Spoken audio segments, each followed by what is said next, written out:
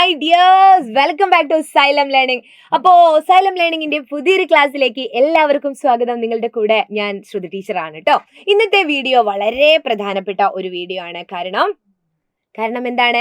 മത്സര പരീക്ഷ എന്ന് പറയുന്നത് നമുക്ക് എല്ലാവർക്കും ഉള്ള ആ ഒരു മത്സരത്തിൽ ജയിക്കുക, ആ പരീക്ഷയ്ക്ക് വിൻ ചെയ്യുക എന്നുള്ളതാണ് നമ്മുടെ ലക്ഷ്യം എന്ന് പറയുന്നത് അല്ലേ. അപ്പം മത്സര പരീക്ഷകളിലെ മലയാളം, അതിൽ തന്നെ കുറേ കാര്യങ്ങൾ നമ്മൾ ഓരോ പ്രാവശ്യമായിട്ട് പഠിക്കുന്നുണ്ട്. ഇന്ന് ടീച്ചർ പറയുന്നത് കവികൾ വിശേഷണങ്ങളാണ് അല്ലേ. കവിത എഴുതുന്ന ആളുകളെയല്ലേ നമ്മൾ കവികൾ എന്ന് വിളിക്കാറ്. കഥ എഴുതുന്ന ആളുകളെ നമ്മൾ എന്ത് വിളിക്കും? കഥാകൃത്ത്. അപ്പൊ ഓരോ കവികൾക്കും ഓരോ വിശേഷണം ഉണ്ടാവാറുണ്ട് അല്ലെ, ഓരോ വിശേഷണം ഉണ്ടാവാറുണ്ട്. അപ്പൊ നമുക്ക് നോക്കാം ഇത് എന്തൊക്കെയാണ് എന്നുള്ളത്. ശക്തിയുടെ കവി എന്നറിയപ്പെടുന്നത് ആരാണ് എന്നറിയാമോ? കമന്റ് ചെയ്തോളൂ അറിയാമെങ്കിൽ. ശക്തിയുടെ കവി ആരാണ്? ഇടശ്ശേരി ഗോവിന്ദൻ നായരാണ് ശക്തിയുടെ കവി എന്നറിയപ്പെടുന്നത് ഇടശ്ശേരി ഗോവിന്ദൻ നായർ. അടുത്തത് ഋതുക്കളുടെ കവി എന്നറിയപ്പെടുന്ന സാഹിത്യകാരൻ, അല്ലെങ്കിൽ ഋതുക്കളുടെ കവി എന്നറിയപ്പെടുന്നത് ആരാണ്? ഒരു ക്ലൂ വേണമെങ്കിൽ ഞാൻ തരാം. പ്രാചീന കവിത്രയങ്ങളിൽ ഒരാളാണ് ഋതുക്കളുടെ കവി എന്നറിയപ്പെടുന്നത് ചെറുശ്ശേരിയാണ് ഋതുക്കളുടെ കവി എന്നറിയപ്പെടുന്നത്. അപ്പൊ രണ്ടുപേരെ നമ്മൾ പഠിച്ചു. ശക്തിയുടെ കവി ഇടശ്ശേരിയും ഋതുക്കളുടെ കവി ചെറുശ്ശേരിയും. ഇങ്ങനെയാണ് ചോദ്യങ്ങൾ വരിക. അപ്പോൾ നമുക്ക് ഇത് സംബന്ധിച്ച് മറ്റു കാര്യങ്ങളും കൂടെ പഠിക്കാം അല്ലെ. മറ്റു ചില കവികളുടെ വിശേഷണങ്ങൾ. ആശയഗംഭീരൻ എന്നറിയപ്പെടുന്നത് ആരാണ്? ആശയഗംഭീരൻ എന്നറിയപ്പെടുന്നതും സ്നേഹഗായകൻ എന്നറിയപ്പെടുന്നതും കുമാരനാശാനാണ്. സ്നേഹഗായകനും ആശയഗംഭീരൻ എന്നറിയപ്പെടുന്നതും ആരാണ്? കുമാരനാശാൻ.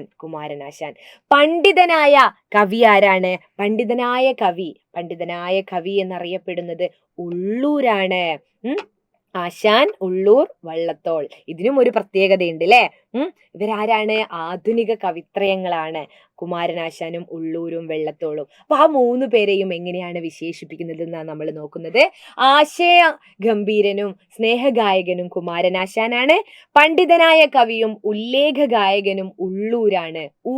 ഉല്ലേഖ ഗായകൻ, പിന്നെ പണ്ഡിതനായ കവി എന്നാണ് ഉള്ളൂർ അറിയപ്പെടുന്നത്. അതുപോലെ വള്ളത്തോൾ അറിയപ്പെടുന്നതോ ശബ്ദസുന്ദരൻ എന്നാണ് അറിയപ്പെടുന്നത്. പിന്നെയോ കവികൾ വിശേഷണങ്ങൾ. അടുത്തത് ജി ശങ്കരക്കുറുപ്പിനെ എങ്ങനെയാ വിശേഷിപ്പിക്കുന്നത് എന്ന് നോക്കാം അല്ലെ.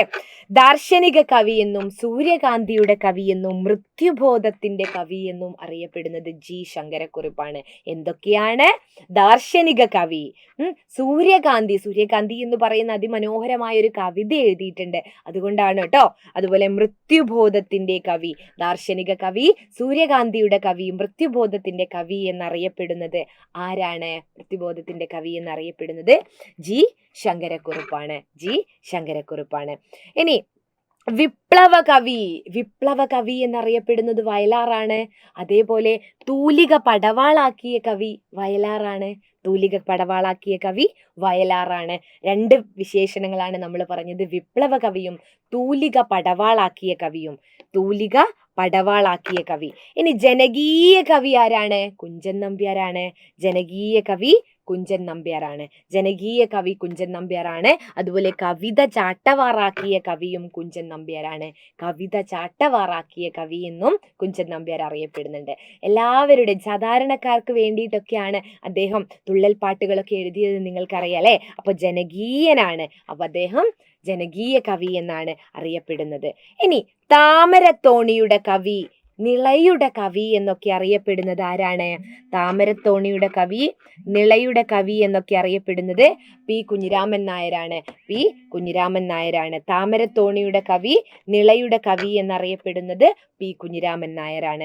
നിളയുടെ കവിയും താമരത്തോണിയുടെ കവിയും പി കുഞ്ഞിരാമൻ നായരാണ്. നമ്മൾ പറഞ്ഞു നിള എന്ന് പറയുന്നത് ഭാരതപ്പുഴയാണ്. ഭാരതപ്പുഴയുടെ തീരത്തൂടെ പി കുഞ്ഞിരാമൻ നായർ ഇങ്ങനെ നടന്നു പോവുകയാണ്.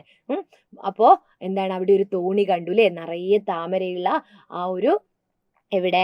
നിള, ഭാരതപ്പുഴയില് തോണിയില് തോണിയിൽ ഇങ്ങനെ പോകുന്നത് കണ്ടു കുറേ ആളുകൾ, അല്ലെങ്കിൽ ഒരു തോണി ആളുകളെയും കയറ്റി പോകുന്നത് പി കുഞ്ഞിരാമൻ നായർ കണ്ടു. അപ്പൊ താമരത്തോണിയുടെ കവിയും നിളയുടെ കവിയും എന്താണ്? പി കുഞ്ഞിരാമൻ നായരാണ്. എന്നാൽ നിളയുടെ കവി കുഞ്ഞിരാമൻ നായരാണെങ്കിലും നിളയുടെ കഥാകാരൻ എന്നറിയപ്പെടുന്നത് എം ടി വാസുദേവൻ നായരാണ്. M T Vasudevan Nair. അപ്പൊ ടീച്ചറെ നിങ്ങൾക്ക് കമന്റ് ചെയ്യാൻ ഒരു ചോദ്യം തരാണ്. വിഷാദത്തിന്റെ കവി എന്നറിയപ്പെടുന്നത് ആരാണ്? വിഷാദത്തിന്റെ കവി, വിഷാദത്തിന്റെ കവി, വിഷാദത്തിന്റെ കവി ആരാണ്? ഇത് നിങ്ങൾ കമന്റ് ചെയ്യണം. വിഷാദം എന്ന് പറഞ്ഞാൽ ദുഃഖാണ് അല്ലേ?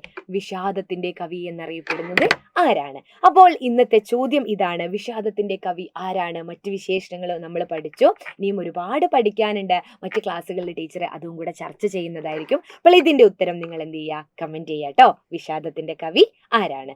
അടുത്ത ക്ലാസ്സിൽ കാണാം. അതുവരേക്കും ബൈ.